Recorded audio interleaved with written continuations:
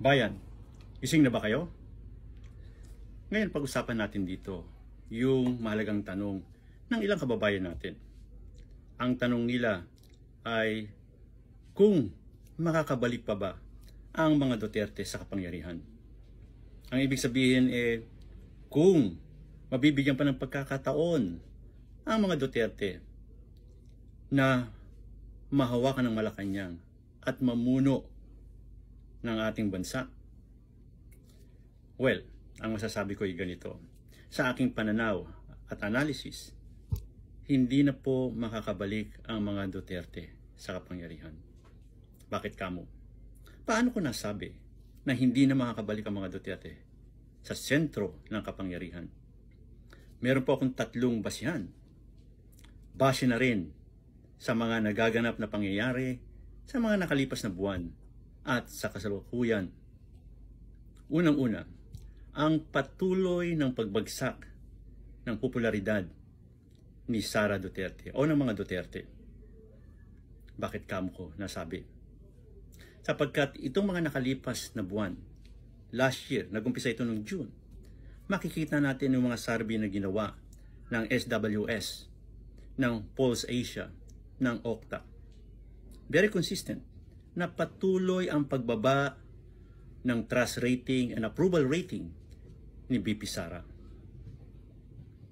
At ano ang sinasabi nito? Ano ang sumasalamin dito? Sumasalamin dito na parami ng parami ang mga kababayan natin na nawawalan na ng tiwala sa pananalig at katapatan ng ating VP President na si Sara Duterte. Yung kanyang kakayahan mamahala, yung kanyang kakayahan na maging tapat sa bayan. Maari ang dahilan ng pagbagsak ng kanyang popularity ay yung issue. Yung mga issue katulad ng hindi may paliwanag na confidential fund. Paano niya ginastos ito? Bakit hindi isinunod yung mga guidelines na para masigurado na walang mga pagkakamali sa paggastos ng confidential funds? Isang bagay na rin na makikita rin natin yung kanyang karakter. Dito lumalabas yung tunay na karakter ni Sara. In the face of crisis, alam natin na hindi makontrol ni Sara ang kanyang emosyon. Nagmumura, naggalit na galit, nagbabanta. Mismo, nagbabanta ng pagpatay sa presidente. Yun ba ay tama? So, ibig sabihin, yung mahalagang karakter na isang leader na kailangan mas mataas ka pa sa emosyon mo, kailangan pairalin mo ang iyong reason in the face of crisis. Sabi nga nila, let reason prevails over emotion. Yan po ang hinahanap ng ating bansa. Yung isang leader na kaya manalig, pairalin ang reason. No, kahit na nahaharap sa isang malaking problema. Ngayon, another thing, kung bakit ko masasabi na tila pabagsak yung popularity ng mga Duterte, yung kanilang panawagan na people power. Ilang beses na nanawagan ang mga Duterte ng people power. People power sa EDSA, people power sa Port Bonifacio. Nagtagumpay ba? Hindi po nagtagumpay yung kanilang pananawagan na people power. At bakit po? Ano pang basihan? Sapagkat ang people power, kailangan merong moral ground, kailangan may moral foundations. Ang kanilang panawagan ay walang moral ground sapagkat ito'y panawagan para sa proteksyon ng mga Duterte, para pagtakpan ang mga Duterte, para iiwas ang mga Duterte harapin ng mga kaso. Mali po yun. Imbis na panawagan na itama ang mali, panawagan para itaguyod ang mali.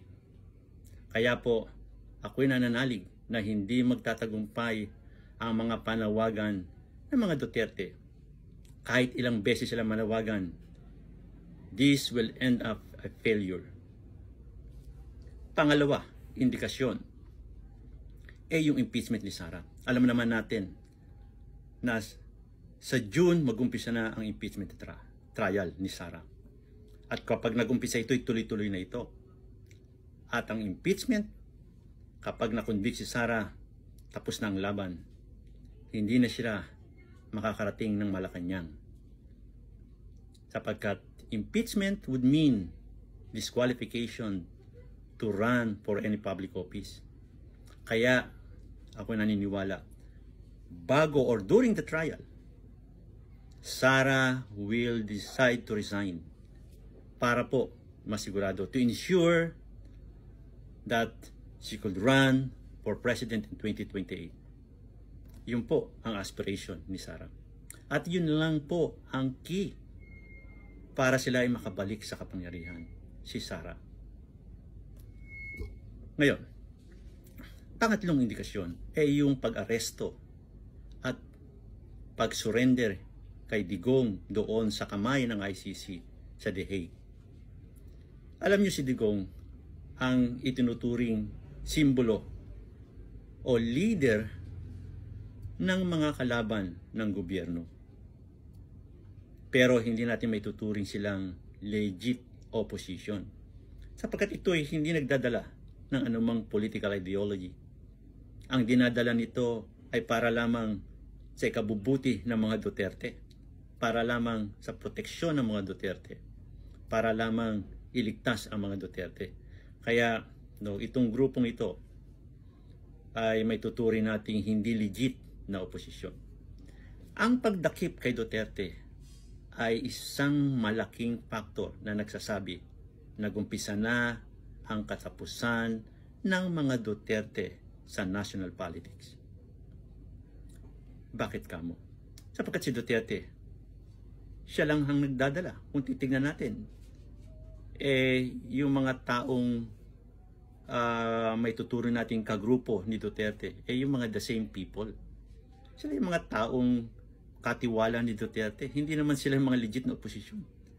In fact, yung mga talagang noong sumusuporta kay Duterte, yung mga prominent politician, hindi mo makikita sa mga panawagan ng maisog. Wala ang umaatin doon, kundi the same personalities, the same people, the same faces. Kaya po, kung si Duterte ay hindi na makakabalik sa Pilipinas, which I'm very sure, hindi na. At doon sa The Hague, tuloy-tuloy na siya sa trial. And I'm very sure, because of the overwhelming evidence, the trial will end up in convictions of Duterte. At dahil dito, wala na si Sara. Sapagkat ang ama, ang mentor, siya ang mentor ni Sara. Siya ang nag-guide kay Sara. Si Sara wala namang karisma yan. Although nakakahatak ng tao, subalit iba ang karisma ng kanyang ama. Si Sara mahina sa mga strategy. Alam natin yun. Kaya nga ito, hindi siya makaporma. Siguro nagsisisi si Sara dahil sa nakipag-tied up siya sa mga Marcoses. Subalit sino ang mali? Siya naman ang nagumpisa. Ang kanyang ama ang may responsibility. Lahat ng mga kaganapan. Ngayon, dahil wala na si Digong, ika nga, wala nang ugat para manatili pa ang